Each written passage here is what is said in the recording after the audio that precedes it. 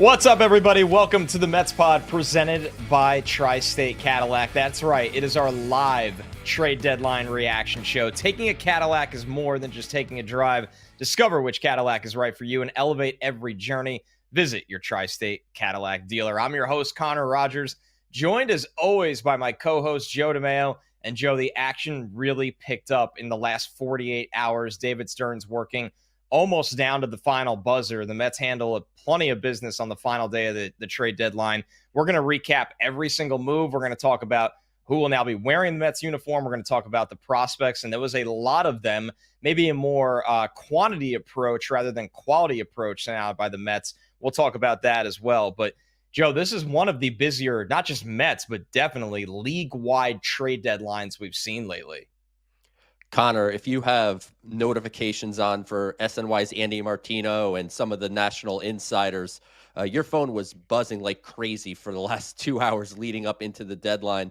And look, this is a situation where the Mets were incredibly aggressive, more so than I think maybe even I thought they would be. There was a lot of question coming in. You know, David Stearns, obviously coming from Milwaukee, and last year's trade deadline, the Mets weren't particularly aggressive. It was a lot of kind of low-level moves, improvements, but not big moves. This year, I think David Stearns proved that he is ready for New York. He is ready to be running a win-now team that is trying to win a world championship. And other than the fans here, obviously, that are watching this show and will be watching the Mets for the rest of the season, is there a happier person than Carlos Mendoza with the bullpen that David Stearns put together for him? I mean, the amount of weapons and different types of arms that he can go to now, Joe, is going to be a lot of fun to watch. Much different when you think of the bullpen games we've seen this year, how quickly things change after just one deadline. Of course, this is a special edition of the Mets Pod, our live trade deadline recap show. To make sure you don't miss shows like this, subscribe to the Mets Pod, Apple Podcasts, Spotify. Hopefully you're watching on YouTube right now or any digital platform on social, and get in on the action. Send us mailbag questions, ask your questions in the comments below. We are going to do a ton of mailbag questions. And you know what, Joe? Let's start with one that came down the pipeline pretty early. This is from Captain Obvious at It's a No-Brainer. Will Connor take advantage of this beautiful opportunity to purchase a Tyler Rogers jersey so he can have a legitimate Mets jersey with his own name on it, Joe?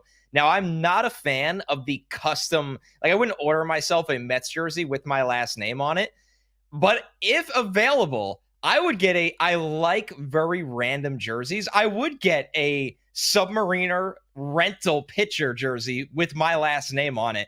I think I have to do this, Joe. It's just a matter of actually which color I go with.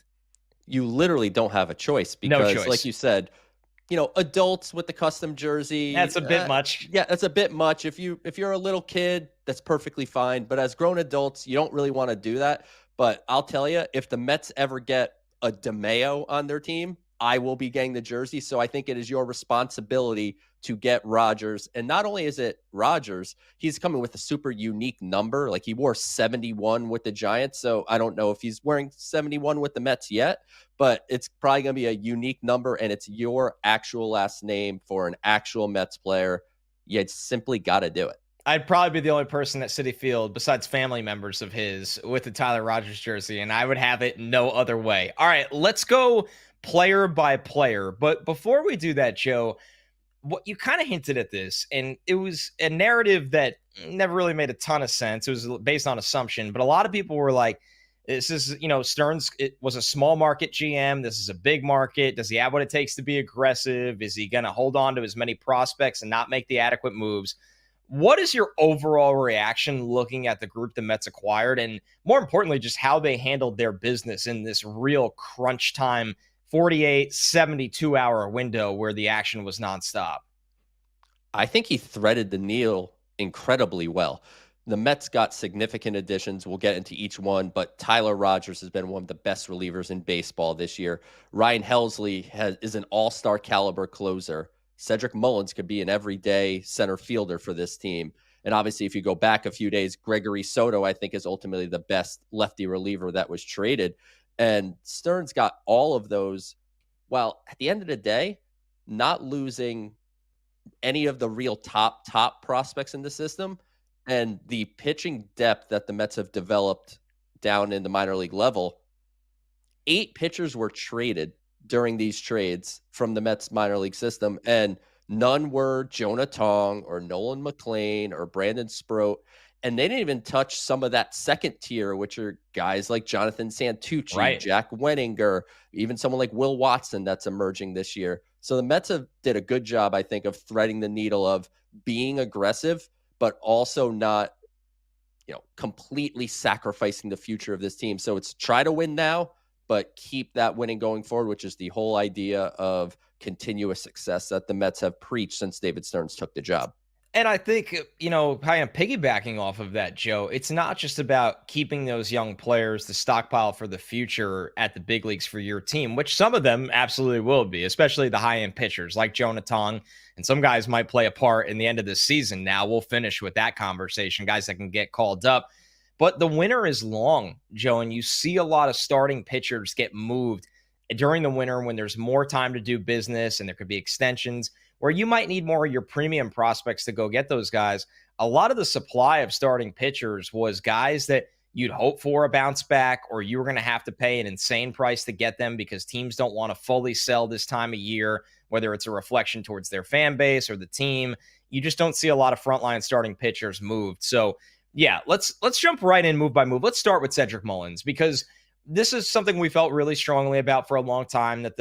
You've been on the idea of acquiring Cedric Mullins back in the spring. I remember basically before the season started, looking at a center field rental player, and the Mets get this one done. We'll talk about the Luis Robert side of things after this, but I want to focus on the specific deal. The Mets acquire Cedric Mullins. They send out 3 lower-level prospects, Raymond Gomez, who is a fireball thrower. He's probably the biggest name. Anthony Nunez, Chandler Marsh going this deal. But focusing on Mullins right away here, Joe, obviously an upgrade offensively from Tyrone Taylor. Not a significantly massive upgrade, but a guy that hits some big home runs, can steal bases.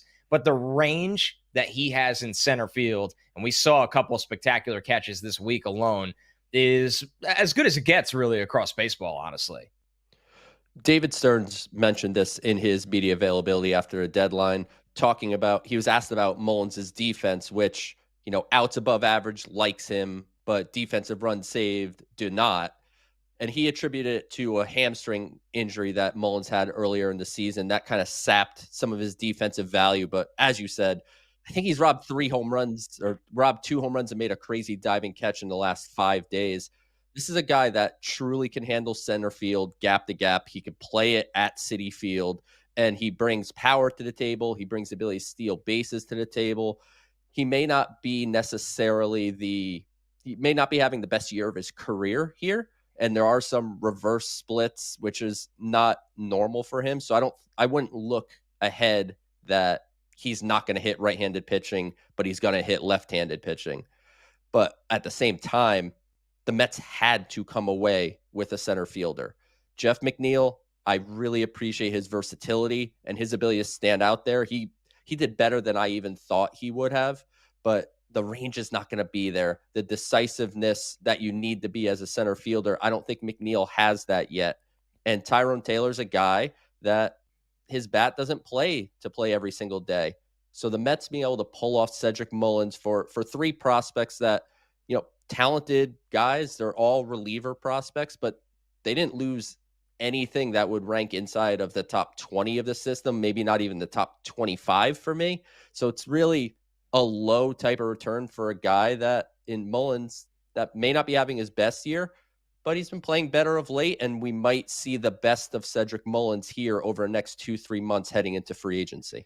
A guy that typically thrives when the lights are pretty bright, Joe. And when GMs say things or president of baseball operations says something, you could be like, okay, maybe that's them being a little, bullish or glass half full.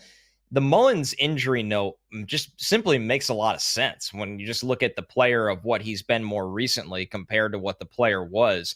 I mean, this is somebody in the month of July that has an 868 OPS. He has been excellent in the month of July after he had a really tough May and June. He had a scorching hot start to the season.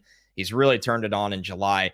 And you're right, Joe, while he's typically been somebody throughout his career that has not had the reverse splits. He's hit right-handed pitching much better than left-handed pitching. This year, it's been the opposite. He has an 866 OPS against lefties, while a sub 700 OPS against righties. But he's hit 12 of his 15 home runs against righties. So there's still the power there against righties for Cedric Mullins. But at the end of the day, it's kind of easy to simplify this move, right? Number one, in my opinion, and I know you have some more thoughts on the prospects sent out, but definitely the, not strong feelings on this return compared to some of the other trades. It didn't cost much. Number two, this is somebody that is a big plus defensively in between Juan Soto and Brandon Nimmo out there in the outfield. And it's not just the range he plays, but this guy scales the wall as good as anybody in baseball. And I know that's a really hard thing to sustain, is robbing home runs, but Cedric Mullins is as good as anybody at it in the entire league. But also the fact that, he is an offensive upgrade right now. Tyrone Taylor is better as an off the bench defensive replacement, not an everyday player. And you mentioned the McNeil effect as well. So this just felt like, Joe, a piece of business that had to get done. I know some people are a little disappointed they couldn't kind of close the deal for Luis Robert. The White Sox, honestly, it's not shocking if you followed them the last couple of years. They are out of touch with reality and how to operate a functioning baseball team at this time of year. And, it just, them holding on to him. Are they going to pay him $20 million next year? Maybe they do, but it's just kind of shocking that they held out for their asking price. And good thing the Mets pivoted, because it would have been scary hours if they didn't get anything done. The Mets on the final day of the deadline said, we're not closing the deal on this one. Let's pivot to the Orioles and pay a lower price for Mullins. One of my number one rules of the trade deadline that I think everyone should follow is we cannot get mad if the Mets didn't trade for somebody who didn't get traded. That's right. That's the rule. You can't be mad if the guy didn't go somewhere else. People needed center fielders, Joe. The Phillies got Harrison Bader today.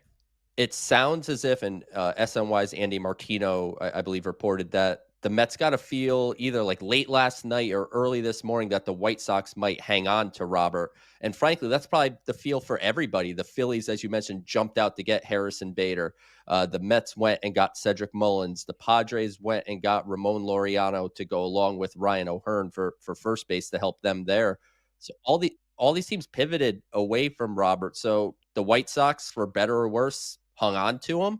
I guess the thought process there is they're hopeful he has a huge second half and continues the trajectory that he's been on for the last few weeks. Pick up that $20 million option and revisit this in the offseason and go to teams. All right, Robert bounced back to the type of player that he's capable of. We know he's capable of. And, maybe this is a conversation that we'll be having during the winter meetings edition of the Mets pod. Do the Mets trade for Luis Robert? So that it'll be something to watch, but I want to preface it with everyone should abide by the rule. Can't get mad about not trading for someone that didn't get traded. So let's move over to a trade that I don't want to say shocked the baseball world, but I mean, Mets and non-Mets people I follow, and it was in the middle of the broadcast when Gary Cohen was talking about the trade as well during the Mets game. The acquisition of Tyler Rogers. This is the perfect example to me, Joe, and the exact return for the right-handed reliever was all names we know very well. Jose Butto, obviously a major league reliever that can be stretched out as a starter. Blade Tidwell, who has started games for the Mets this year as a rookie. And Drew Gilbert, who was one of two pieces the Mets got back for Justin Verlander. We had said at the time Ryan Clifford actually felt like the prospect with a higher ceiling, but Gilbert was a former first-round pick that played a high level of college baseball, so people are very familiar with him. When this trade came across, Joe, the reaction was, oh my God, the rental reliever market is at a premium like we rarely see. And while, listen, this is a good package for the Giants. I'm not taking away from that at all. Butto, when he's on as a reliever, could be a multi-inning reliever that has value. He didn't have any options left for the Mets, but that's a good throw-in for them. Tidwell, a flyer arm that, when you stack up the Mets system, there's just a lot of pitchers ahead of him right now. Drew Gilbert, well, the Mets have needed a center fielder all year long, and they have not given the almost 25-year-old Drew Gilbert a look. Whether that's right or wrong, time will tell, but they didn't seem interested in doing that. Joe, this to me got an inflated perspective of the impact of the return because people know these names. Where you look at the last three names that were sent for Cedric Mullins, 1% at most of Met fans have ever seen those guys play down at a St. Lucie game. So when it comes down to it, this is a good return for the Giants, but I have no problem for the Mets not only getting one of the best relievers in baseball, but how many guys throw like Tyler Rogers, Joe, that you can get that causes this kind of matchup problem? Literally zero. He is a one of one. You go back to like Chad Bradford, essentially. Yeah. You have to go back quite a while to get somebody like Tyler Rogers. For me, I think this is the one deal from a value perspective I think the Mets did the worst of all the trades they made. I think exactly what you said was how I was going to start with. I think a lot of people were screaming because they've heard of Blade Tidwell and seen him pitch. They've heard of Drew Gilbert. They obviously have seen Jose Buttel make an impact at the major league level over the last year. So this one felt heavy for the rental of Tyler Rogers. And especially when you see what the Yankees gave up to get Camilo Doval right against the deadline, who has multiple years of control. So, but it's been pretty wild this year at times. He's been wild, and it's been up and down for Doval. But Rogers is a guy. Was it a little bit of an overpay? Perhaps. But as you said, Connor, this is genuinely one of the best relievers in baseball. He consistently leads baseball in appearances. So this is a guy that if he pitches today, you don't have to give him tomorrow off. He could pitch tomorrow too. And he doesn't walk anybody at all. He is the best walk rate of relievers in baseball. He induces endless weak contact. And this is all with a sinker that'll top at like 83 miles an hour. He's got that rising slider that's like a wiffle ball pitcher. It's literally a wiffle ball pitch. So Tyler Rogers is going to make a massive impact for this team. And as you see in the stats below, an ERA under 2, a whip under 0.9, 53 games appeared in already, and there's 2 months of the season left. Rogers is going to make a huge impact, and it's going to be something that Carlos Mendoza is going to be able to utilize as early as the 6th inning, as late as the 8th inning. Rogers is proven in all different forms of leverage. And while it is a heavy return, and I think San Francisco, you're probably going to see all 3 of those players play for the Giants during this season. So good for them getting a good return. But Rogers, I think, is a huge win now move for the Mets. I'll say this right now, Joe. He's already my favorite candidate for, can we find a way to get this guy extended for one more year next year, keep him here? And I know that could sound hard, but when you look at the Mets, the way they've developed this organization from top to bottom, this is a place where people want to be. They were able to get Ryan Stanek and Jesse Winker to come back on one-year deals. They clearly wanted to be here. They've established it being a culture that people want to be a part of. I think Mets fans are going to love this guy. And you talk about just a absolute workhorse. 2021, 80 games. 2022 and 2023, 68 games, both of those years. 77 games last year. He's already thrown in 53 this year. I mean, he's got that rubber arm. It's a really funky delivery. And he's just a hell of a reliever out of the... I mean, all the Mets hitters were saying, like, this guy's got... And Francisco Lindor was like, he's gotten me out a lot. So it's nice to have him on our side. So Tyler Rogers is a really, really big acquisition. And the Mets didn't stop there. They went out and got the Cardinals closer in Ryan Helsley. Hell's Bells, legend here, Joe. We're going to have double entrances at Citi Field between Helsley's Hell's Bells entrance to Diaz with the trumpets. But this one was another splash move. Jesus Baez, Nate Dom, Frank Elisol, 3 prospects go back in this one. Obviously, Baez is a pretty big return for Helsley, who's a closer. So that's not a surprise here. When you acquire another team's closer that's had a long track record of success, you're going to pay a premium price. But, man, there's so many reasons I was excited about this move, Joe. The fact that now, if you're facing the heart of the order in the 8th and you want to go to Diaz and you have literally a second closer on the team for the 9th, I like that. You could use your relievers as weapons. That's the way the Mets have built this bullpen. And Helsley just felt like that last puzzle piece that makes the picture look excellent. Connor, when we talked about the Rogers trade just a minute ago, and I said I didn't love the value for the Mets, I loved the value of the Helsley trade. Frankly, I think just like total value in the package, the Mets might have actually given up more in value for Tyler Rogers than I think they did for Helsley. Felt that way. And Helsley is a certified all-star caliber closer. It's a fastball that averages over 99 miles an hour, tops at 102. It's gotten hit a little harder than it usually has historically this year. So that's something you want to monitor what's going on with the fastball. But the slider is his swing and miss pitch. This year, it's just over 45%. Last year was 50% whiff rate. This is a bona fide, hey, Edwin Diaz needs a day off. There's no fear in putting Ryan Helsley in the ninth inning. And if Edwin Diaz and Helsley are both available, you may be playing a 7-inning game that day because you get through 7, Helsley, Diaz, close the door. As far as the return here, Jesus Baez was the highest ranked prospect that the Mets traded overall. He's a guy that was inside my top 10 and would have been in my top 10 update that I'm going to be doing here in a few days. Nate Dome was a 3rd-round pick last year out of Mississippi State. Kind of a back-end starter type of profile. The fastball is up to 95. The slider didn't really take a huge step early on in pro ball, so he's got some work to do, but a back-end starter type profile. And Frank Elisol is a fun one. 19th round pick last year out of a small college. Fastball with up to 95, 96. Good induced vertical break. So a good flyer for the Cardinals. But Helsley, Diaz, I don't know if there's a better 8-9 in baseball now. I mean, Stearns has completely rebuilt this bullpen this is something that can even be overlooked in these situations. Now you're bumping down the few high leverage arms you had. Reed Garrett, Ryan Stanek made the joke the other night he may pitch in the 4th inning.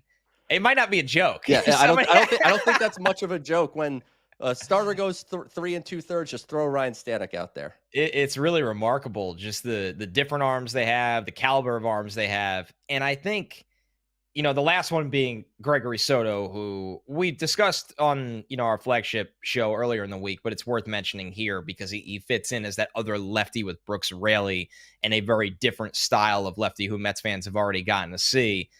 But it's not always just acquiring all this high impact relief talent, but putting the different puzzle pieces together, Joe. And now they just have matchups for every kind of scenario, especially when you factor in lefty and Soto. It's a very unique bullpen that David Stearns put together here at the deadline, and it is about being different. Tyler Rogers obviously has the lowest arm slot in all of baseball. Ryan Helsley, on the other hand, has one of the highest arm slots in all of baseball. He's an over-the-top guy. Brooks Raley, the main left-hander that's here, he's your prototypical, low 90s sinker, sweeper, changeup kind of guy. And Gregory Soto is your mid to upper 90s power fastball, power slider. So it's different looks for different situations, which make Carlos Mendoza have such an easier job as he's managing through these games. And if you look at what was all in all traded from the bullpen market, it was Gregory Soto and Danny Coulombe from the Twins. Those are basically the two lefties that went. And Coulombe is, I would say, very similar to Raley from a stuff standpoint. So I think the Mets got the absolute best fit for their roster in getting Soto. And now this bullpen, as you said, you're shifting everybody down, like Reed Garrett's down in the pecking order, Ryan Stanek. The Mets bullpen right now, if it's not the best in baseball, it is in the conversation with teams like the Padres, who obviously added Mason Miller to Robert Suarez, or the Yankees had a massive day in the bullpen, adding David Bednar and Camilo Doval and Jake Bird. But the Mets have a bullpen that can compete with anybody right now. It really can. And it kind of, to put a bow on this before we get to mailbag questions, we got to hear from Stearns after. Understandably, the guy's looking tired, man. It's been a tough 48 hours. He's been up making calls, closing deals, but he credited the scouting staff and the player development staff for building up an asset pool that they can go have a deadline like this. And I couldn't agree more. I mean, think about when we were doing this show a couple of years ago, Joe. The problem with the deadline, and the credit to the Yankees that did make some moves at the end of the day, but it was a problem for them for a long time. When you don't want to tap into your top 5 prospects, as we saw some teams do today, right? We saw the Padres get pretty crazy. And we'll talk about all the matchups on our normal show throughout, the next week and beyond. I kind of want to keep this Mets focused. But you have to go into that pool when you don't have depth. The other route you can go is you can go quantity and give your 12th prospect and your 23rd prospect and an unranked prospect for a pretty high caliber player. And the Mets, in such a short time, perfect example. You're talking about a 19th round pick that they turned into an asset that can help them acquire a high caliber major league player. That you want to keep churning those over time and time again. So then we get to see Carson Bench and Jonah Tong and Jet Williams and soon Noel McLean at Citi Field. And we will. That's the beauty of it. You can be highly competitive and impactful and active at the deadline, but you get to hold on to your premium talent that is going to be cost effective for your major league team. That was something Stearns pointed to in his presser, Joe, and it's something I kept thinking about at the entire deadline. We'll get into the starting pitching conversation in a moment because I get there's frustration from that, but you can't create a supply all the time that just doesn't exist. And I was very happy with this deadline. Obviously, I'm not calling the Mets a perfect team. There typically aren't perfect teams in baseball, but they are a much better team today. And I think people should be generally happy, not only about the moves that they made, but sometimes, Joe, about the moves that you don't make. It was an excellent deadline for the Mets, in my opinion. Not perfect. We'll talk about the starter, as you said, something I was hoping they would address, but they got center field. They got 3 impactful relievers to add with one of, if not the best closer in baseball with Edwin Diaz.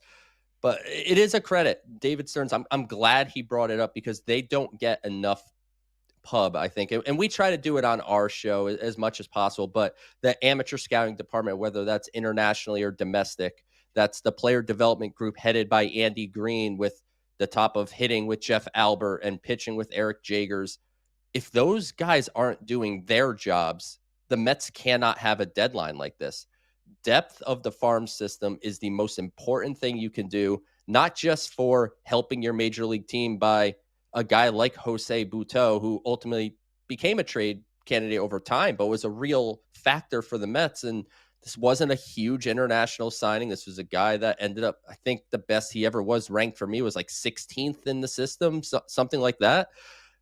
Having the depth of a farm system allows you to not only build up your major league team, but it allows you to be able to make these trades. And all right, we're not touching Jonah Tong right now. We're not touching Carson Bench or Brandon Sproat or these other high level guys, but we have these other guys that are really interesting. They're just a tick below. And sometimes these teams at the deadline, it's not always hey, we are trying to trade for Pete Crow Armstrong because he's a highly regarded guy.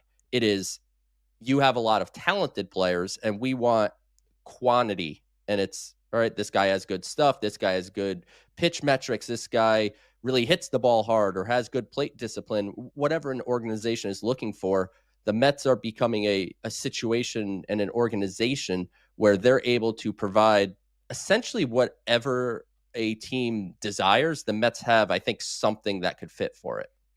I think so too. And I think that, it's going to be a wild, wild race now because so many teams in the National League got better. But outside of the Padres, it's not like anybody absolutely floored it. When you look at, the Phillies made some moves and Duran is a big time relief help for them. But, the depth of the bullpen is something that's going to be kind of interesting with them still. They didn't go out the volume route that the Mets and the Yankees and the Padres and all these teams did. And the Cubs didn't do a lot, which was a little bit surprising. Very surprising. Really. I mean, you're Kyle Tucker probably going to test free agency, so you would think this would be a year where you're trying to kind of ride the magic. But we're going to have a lot of mailbag questions in just a moment that are going to address all of this. But before we do, you're listening to the Mets Pod presented by Tri-State Cadillac. Subscribe to the Mets Pod so you never miss a show. Apple Podcasts, Spotify. You can watch every episode on SNY's YouTube channel where you can get involved in the comment section and leave us a question or wherever you get your shows. All right, let's get to the mailbag here, Joe, and that kind of transitions and continues the topic we were just on. This is from Jake Spriggs on Facebook. Do the Mets have the best bullpen in the division now after trading for Rogers and Helsley? No question about it. Honestly, I think they had the best bullpen in the division before any trades happened. The Phillies bullpen. Well, every fan base hates their bullpen. I mean, let's just get that out of the way. That's relievers. Everybody hates relievers. They're the punching bag. It's the nature of the beast.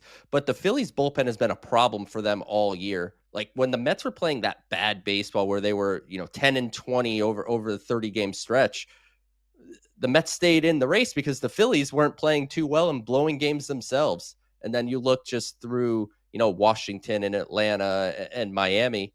I think the Mets had the best bullpen in the division before. And even with the Phillies maybe adding the best reliever of the relievers added in division, the Mets adding Helsley and Rogers and Soto, I think keeps them as the best bullpen in the division. Yeah, Duran's a massive move for them. There's no denying that. You need somebody that can shut the door, but Jordan Romano's been a disaster for them. Some of the other relievers have had really big problems. Is Alvarado still suspended? Yeah, Joe? he's still, I don't know how many games are left, but what's big with Alvarado is he is going to come back for the regular season, but he's ineligible for the postseason because he was suspended. So it doesn't really matter when you talk about that, maybe future NLDS or NLCS or whatever against the Phillies. Alvarado cannot be a part of it. Which is massive because he's basically their second best reliever after Duran, or at least in the conversation as their second best reliever after Duran. All right, the next one from Jurgens Bauer, at Bauer_Jurgens on Twitter. Who will replace Butow's important role as long relief? Internal, Holmes, a young farmhand? Well, Stearns did say something they're not contemplating right now is Holmes going to the bullpen. Now, of course, that could change in a matter of time, but I think they have such a large amount of high quality arms, Joe. Do you think they're going to be looking at somebody to handle that specific role, or do they just have more confidence that they can kind of send out waves of pitchers and use them differently? I don't know if this is a role that just has to be fulfilled, because as we've seen, unfortunately, with Butow, there's times where it was completely ineffective, even if he got you through an inning and a half. And the thing is, Butow wasn't really that traditional long reliever. He was just a multi-inning option. And right now, I think Rico Garcia is still around. He could probably pitch 2 innings for you. The name I would keep an eye on as someone to maybe soon fill that role is Paul Blackburn, who has one more rehab outing left, and then he's going to be in a conversation, as David Stearns said, to what his role is going to be. I could see him being that long reliever, at least for a period of time. As far as Clay Holmes goes, I know because everyone texts me about it. Everyone makes sure to let me know in my mentions that Clay Holmes needs to not be a starter anymore and needs to move to the bullpen. The Mets are not measuring what's going on with Clay Holmes on blanket amount of innings. It is all sports science and seeing how he's recovering in between starts. How does his stuff look? In my opinion, it seems like the stuff is a tick down. Not striking out a lot of people anymore. He's not striking guys out. So the stuff seems to be a tick down. And I do believe, whether they want to say it or not, he will inevitably find his way into the bullpen. I just don't think that time is right now.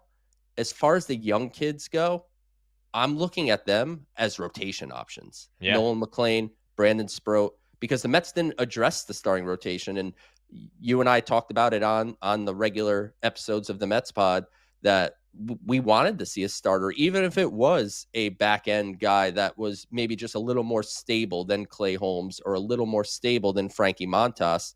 The Mets didn't do that. And to me, that is an internal organizational vote of confidence in what they think Nolan McLean and Brandon Sproat could be as the rest of the season moves on and they continue their development. I'm expecting you're going to see, Andy Martino, who I mentioned earlier as well, mentioned Nolan McLean as an option that could be here maybe sometime soon. And I'm going to keep pumping Brandon Sproat's name as well.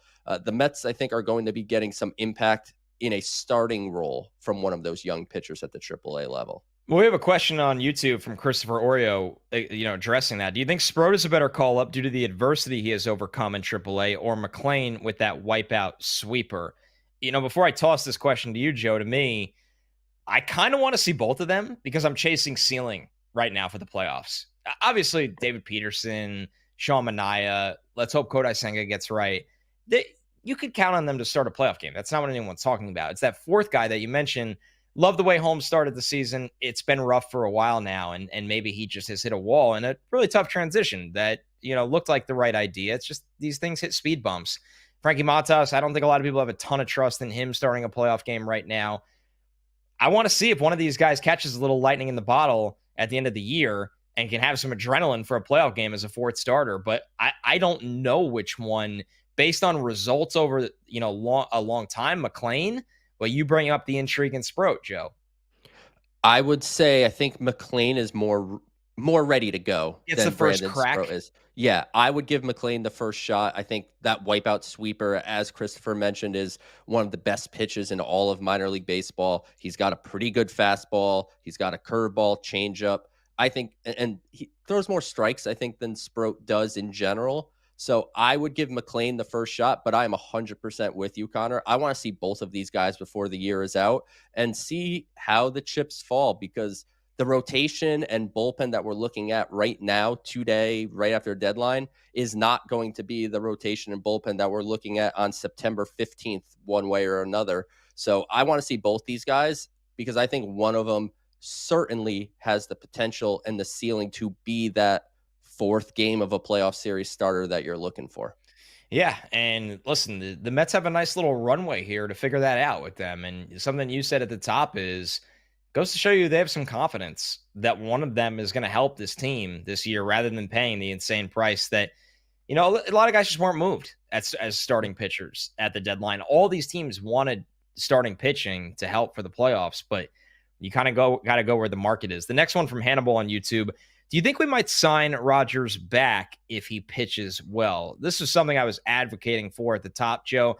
Always hard to get a read on these things where you're talking about a guy in Rogers that is originally born in Colorado. He's been with the San Francisco organization since 2019. You never know how, established and settled in a guy is somewhere. You could always just go back. The Giants spend or try to spend money every single offseason. But if he has success here and likes it here, I would love to be aggressive to keep him in this bullpen, at least for next year. While I wanted the Mets to get one of these costs controlled, under control relievers, Griffin Jacks was my guy, and Joan Duran, obviously a fantastic reliever that I would have loved to see in a Mets uniform as well. I don't have fear of the Mets going for rentals in this time and in this era. They built a culture here that players want to stay. The Mets traded for Ryan Stanek. We love Ryan Stanek. I wouldn't classify him as a New York guy, but he came here, loved it. They treated his family well, and Ryan Stanek re-signed with the Mets in this past offseason. So I think whether it's Rogers, Helsley might be seeking a closing job. So that was why I didn't count him. Might be a little more difficult, but there's also the uncertainty with the Edwin Diaz situation. Ultimately, I think the Mets are able financially and from a culture perspective to convince these guys to stay. So if Tyler Rogers comes here and pitches the way that he did for San Francisco, if I'm David Stearns, that's going to be one of my top priorities heading into the offseason, is keep this guy around. Yeah, as a Mets fan, at some point, you need to applaud the organization and this regime. When is there a guy that they want to retain that they can't retain? Shomania was only here for a year. They were able to bring him back. Luis Severino is on the A's talking about how much he wishes he wasn't. He wanted to come back to the Mets. I mean, time and time again, we're seeing that kind of change. They got Juan Soto to come here. I'd call that pretty important. So my prediction now is one of Rogers or Helsley will be in this bullpen beyond this year. I agree with you, Joe. It is always tougher to retain a closer and not have the closing job for him open. And that's a long offseason conversation for the Mets pod, which spends lots of hours talking about the Mets during the offseason if you haven't listened to our show. Now or Never Cards on YouTube. Connor and Joe, do you think the Mets will be okay in the playoffs without any starting pitching trades?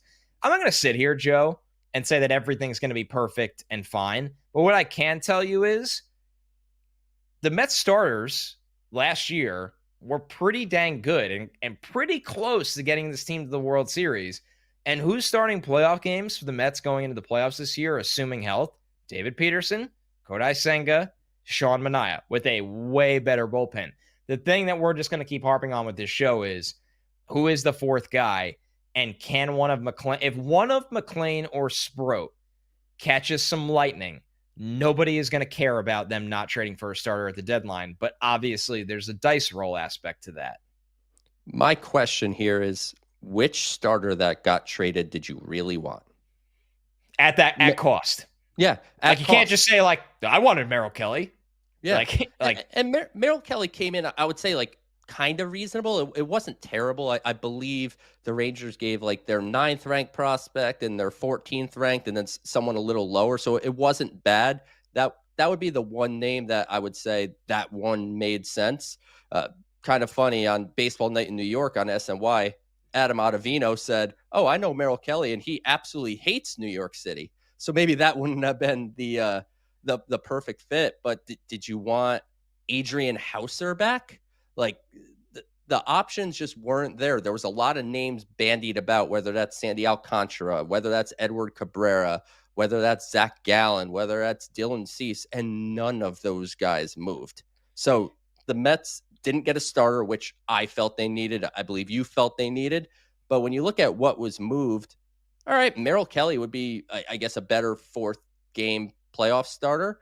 But at the same time, is Merrill Kelly standing, like, are the Mets winning a World Series because they had Merrill Kelly, or not winning a World Series because they didn't get Merrill Kelly? I don't think that's the case. So I don't know how much of a missed opportunity it was, because I don't see where that opportunity necessarily was in the market. But I do not feel fantastic about the rotation. Like, I think the top 3 are good, and I'm unsure about what is after that. And that's something I think that's going to have to figure itself out over the next 2 months. And we have some hope that these young guys with some real good stuff could step up. Here's the reality. We're not having this conversation just hitting it on the head over and over and over again with a hammer. If Francisco Lindor and Pete Alonso have the type of July that they typically would have, that's why this conversation has turned to, we need elite pitching right now. Because if Francisco Lindor plays like Francisco Lindor, and Pete Alonso plays like Pete Alonso, and Juan Soto has a month even close to what he had in June, then you're going to win games with David Peterson and Sean Manaea and Kodai Senga, and arguably the best bullpen, at least in the NL East right now. Cool. And if those guys perform like they did in July, when the lights get bright at the end of the year, that's not David Stearns' fault, okay? So I get it. It might sound like I'm kind of like caping here a little bit for not getting a starting pitcher, but teams called about Sandy Alcantara. The Yankees were one of them. The Mets are one of them. Teams really wanted him, and he's having a horrible year, right? Zach Gallen is having a horrible year. It sounded like the Red Sox wanted Dylan Cease, weren't able to close the deal. I mean, at some point, your superstars got to play like superstars. You rounded out the true weak areas on this team, and you got to go to battle. So, I mean, that's what it comes down to, Joe. And I'm a believer that the superstars on the Mets are going to play more like they did earlier in the year than what they did in July. That changes the whole equation. And then you have Brandon Nimmo, who's been relatively consistent, other than kind of like a really tough beginning of the year. He's been consistent. Jeff McNeil could hit. Cedric Mullins is going to add something here. And then you're going to have the young flashes of Francisco Alvarez, of Ronnie Mauricio, of Brett Beatty, of Mark Vientos. The offense, I think, is going to be fine. The bullpen, I think, is going to be awesome. The rotation just needs to not completely ruin things. And I think the top 3 raise the floor enough that that's ultimately not going to happen. Speaking of floors, Steve Miller, Steve.Miller on Twitter, who has the highest floor of the Mets prospects that were traded away?